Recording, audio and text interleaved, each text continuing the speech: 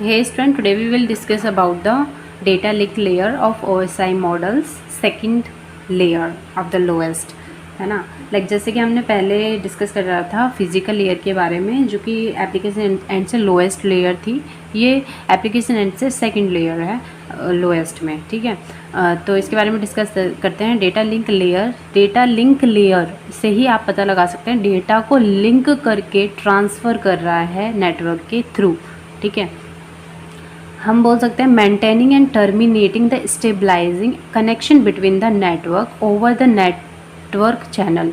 Network channel में maintain करना, terminate करना, स्टेबलाइज कनेक्शन को बनाए रखना over the internet network devices में, वो काम डेटा लिंक लेयर का होता है, ठीक है। इसमें रिस्पॉन्सिबल, ये किस लिए रिस्पॉन्सिबल है, क्या काम करता है, ये इसमें आता है। आपका नंबर 1 आता है फिज़िकल एड्रेसिंग में, कि आईपी एड्रेस, जैसे कि किसी भी कंप्यूटर का एक आईपी एड्रेस अलग होता है, दूसरे कंप्यूटर का आईपी एड्रेस अलग होता है, तो किस तरीके से उसे डेटा ट्रांसफ़र करना है over the medium of the network, ठीक है।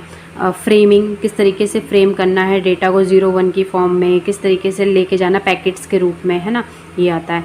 एरर कंट्रोल या एरर डिटेक्शन, जो कि जैसे कि कुछ इंटरनेट पर कुछ वर्क हो रहा है, अगर उसमें कुछ एरर आ रहा है तो उस एरर को कंट्रोल करने के लिए, डिटेक्ट करने के लिए डेटा लिंक लेयर का यूज़ करते हैं। फ्लो कंट्रोल के लिए, एक्सेस कंट्रोल के लिए, किस तरीके से डेटा एक्सेस हो रहा है, उन सब का कंट्रोलेशन जो होता है वो डेटा लिंक लेयर में होता है।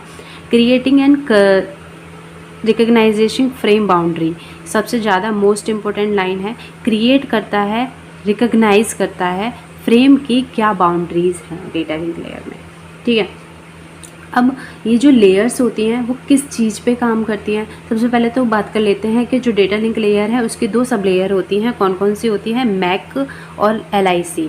मैक मीडिया एक्सेस कंट्रोल और LIC लॉजिक लिंक कंट्रोल, ठीक है, जो कि डेटा को क्या करते हैं, कंट्रोल करते हैं। ये मीडिया का और ये लॉजिकली, ये मीडिया का जो डेटा होता है उसे कंट्रोल करता है, ये लॉजिक का लिंक का जो डेटा होता है उसे कंट्रोल करता है, ठीक।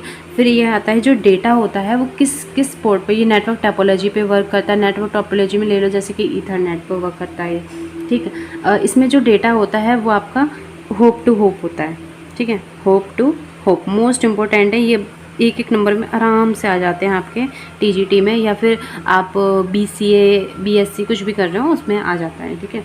और ये किस पे काम करता है? Hop to hop, node to node connection बनाता है, ठीक है।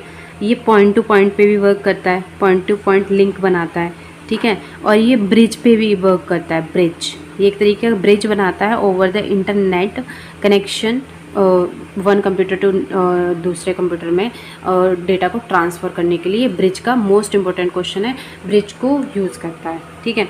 फिर इसमें आते हैं IP प्रोटोकॉल होता है जिसमें डेटा लिंक लेयर होता है। डेटा लिंक में आ जाता है PP, पॉइंट टू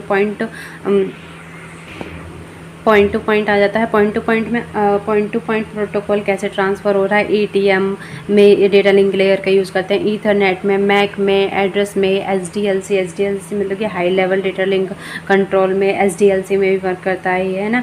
STC में भी, स्ट्रीम कंट्रोल ट्रांसमिशन प्रोटोकॉल में वर्क करता है। ऐसे बहुत सारे टर्म्स होते हैं उनमें ये वर्क करता है। वाईफाई में ये वर्क करता है, ठीक है। तो बहुत ज़्यादा क्वेश्चन इस वाले में से बनते हैं, डेटा लिंक लेयर में से। तो होप सो आपको ये पूरा फ्रेम समझ में आया होगा। जिससे आप 2-3 बार पढ़ लोगे ना तो बहुत अच्छे से रिपीट हो जाएगा, और इसके रिलेटेड क्वेश्चन लगाओगे तो और भी ज़्यादा क्लियर हो जाएगा। तो होप सो ये वीडियो आपको पसंद आई हो। ऐसे ही नेक्स्ट वीडियो के लिए चैनल को लाइक एंड सब्सक्राइब करें। ऐसे ही सारा आपका OSI मॉडल कवर कर दूँगी। Thank you, have a nice day.